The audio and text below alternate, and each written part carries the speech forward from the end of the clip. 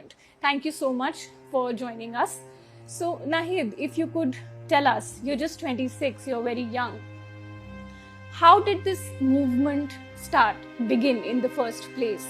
And how did it take shape in such a way that it became such a movement that finally led to the fall of Sheikh Hasina's government?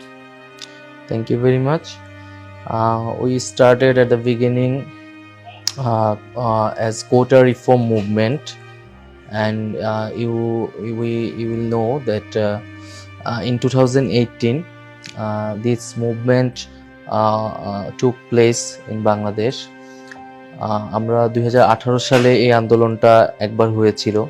তখন সরকারি চাকরিতে কোটা সংস্কার আমরা করেছিলাম, কিন্তু after this the election 2024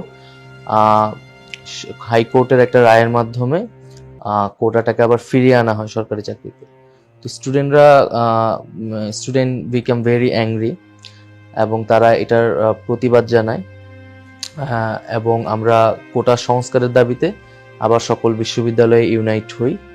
কিন্তু এই আন্দোলনের একটা ধারাক্রমে যখন দমন পীড়ন শুরু হয় এবং student became tortured and arrested, এবং প্রচুর মানুষকে হত্যা করা হয়, গুলি চালানো হয় সাধারণ মানুষের উপরে, আমাদের ক্যাম্পাসগুলোতে হামলা করা হয়। ছাত্রলীগ, সরকারদলীয়, সেই সময়ের যে সরকারদলীয় ছাত্র সংগঠন ছাত্রলীগ এবং পুলিশ নির্বিচারে গুলি চালায়।